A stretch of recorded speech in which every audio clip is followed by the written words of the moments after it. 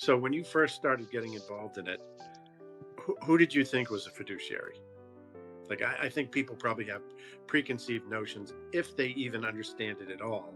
They probably think, well, certified financial planner is a fiduciary, or a mutual fund manager is a fiduciary, but it's so much more than that. It is much more than that. What's interesting, I think it's interesting, the master's thesis that I wrote became the basis of my first book.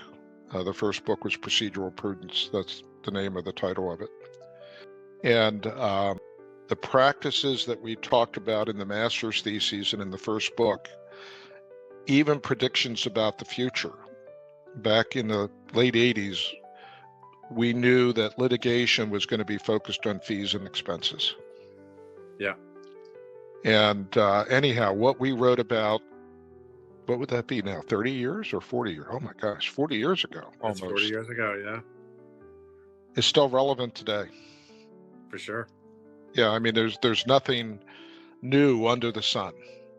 The litigation is new and it's problematic, all the different directions are going, but the basics of what it means to be an investment fiduciary and the best practices associated with it have not changed in 40 years. Well, there's a lot there.